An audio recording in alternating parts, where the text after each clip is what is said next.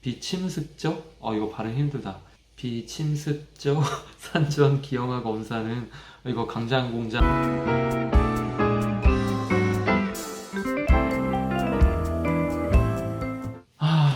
네. 이제 한 달에 한 번씩인가 차 타고 동네에 산부인과를 가고 바로 앞에 또 조리원이 있어요. 같이 연계된 곳이어가지고선 선생님이 이렇게 막 오신다고 해요. 요즘은 인테리어 이쁘고 되게 괜찮은 곳들이 많은데 그냥 우리 동네에서 형들, 동생들이 많이 갔던 곳이어가지고선 그렇게 추천받아서 갔고요.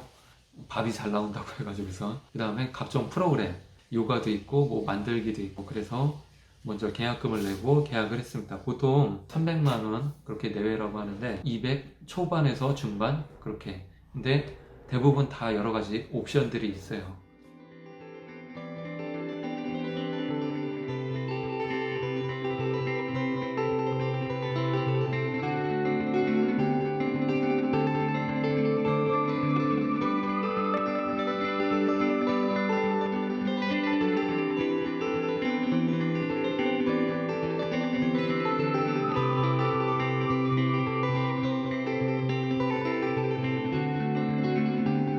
산부인과 갔더니 이제 3D로 해서 흑백이랑 이렇게 컬러로 권투 자세를 취하고 있네요. 가드를 올린 건가요? 기형아 검사를 했습니다. 막상 걱정이 되더라고요. 혹시라도 아프거나 이상이 있으면 어떡하나. 근데 원래 기형아 검사 1차, 2차 이렇게 해야 되는데 10 얼마 정도 비용이 든다고 하는데 리프트 검사를 추천받아가지고선 했어요. 비용은 60이 넘었던 것 같아요. 근데 이 리프트 검사 하면은 한 번에 모든 것들 여러 가지 검사를 해가지고선 알 수 있다고 해요. 비침습적? 이거 발음 힘들다. 비침습적 산전 기형아 검사는 이거 강장공장 내가 그린 기린 뭐 그런 거.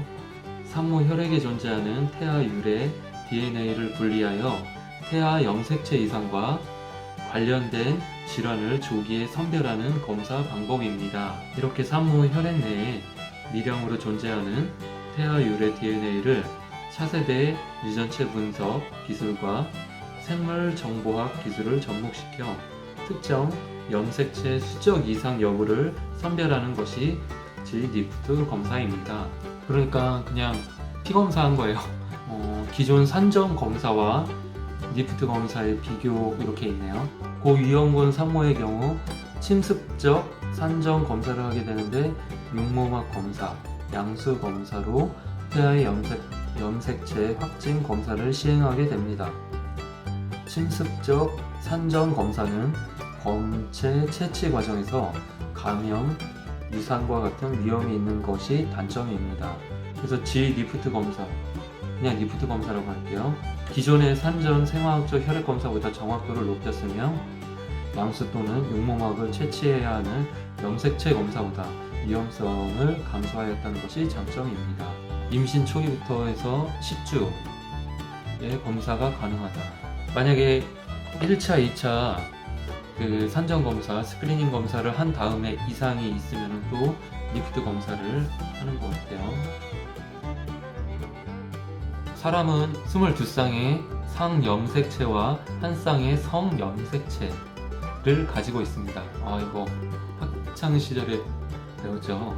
성염색체는 남자는 XY, 여자는 XX. 근데 이제 뭐 수적으로 이상한다든지 조합이 이상하거나 그러면 이제 증후군을 가진 아이가 태어나는 거죠. 다운 증후군, 상염색체 이상 중 가장 흔한 질환으로 정상적으로 2개 존재해야 하는 21번 염색체가 3개가 존재해서 나타난다고 합니다. 인종, 종족, 경제적 환경 이런 거 상관없이 750명 중에 1명 빈도로 발생을 한다고 합니다. 독특한 얼굴과 지능 저하, 발달 지연과 함께 선천, 심장병 등 여러 가지 질병을 동반하고요. 전이형 경우 보인자 부모에게 유전되는 경우도 있습니다.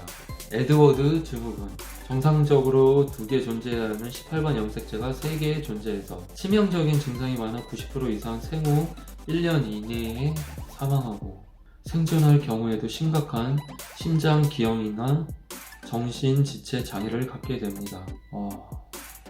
무섭네요. 파타우 증후군, 신생아 5,000에서 12,000명당 1명의 빈도로 발생하며 입술과 부개의 파열, 중추신경계 이상, 다지증, 소두증, 심장기형 등 나타나며 유아 사망률이 90%입니다. 이것도 위험하네요. 보통 그래서 다운 증후군 이런 것들은 좀 많이 들어보고 보기도 했는데 에드워드 증후군이랑 파타우 증후군을 많이 못 들어본 것 같아요. 네, 어쨌든 이렇게 니프트 검사를 했습니다.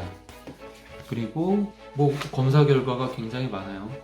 근데 중요한 거는 추가 이상 소견의 미발견이라고 이렇게 돼 있고, 염색체 21번 저위험군, 그 다음에 18번 염색체 저위험군, 13번 염색체 저위험군, 성염색체 저위험군 괜찮고, 다행히 결과는 괜찮다고 합니다. 이제 난임병원을 졸업을 했습니다. 기형아 검사 하고선 2주 이내에 결과 검사가 나온다고 그랬는데 빨리 나왔어요. 일주일 후에 이렇게 나왔어요. 원장 선생님 그리고 간호 선생님들, 주차 발레 파킹 해주신 기사님들, 작년 11월부터 다녔으니까 지금이 6월 말이니까 거의 뭐 7개월 이상 일주일에 몇 번씩 계속 갔으니까요. 너무나 친숙하고 감사한 분들입니다. 근데 돈도 많이 썼어요. 네. 그래도 다행히 보조금 이런 거 받아가지고선 했는데, 그런 거 안 받아서 저희들이 다 비용을 부담했으면은 글쎄요, 한 1,000만 원 잡아야 될까요? 근데 토탈 뭐 이런 거 생각하면은 못 하고요. 저희도 마지막이다 생각하고 뭐 계산하거나 그런 거 없이 그냥 기도하고선 그리고선 그때 되는 대로 그렇게 지내왔던 것 같아요. 뭐 하나님께서 해주시겠지 하고.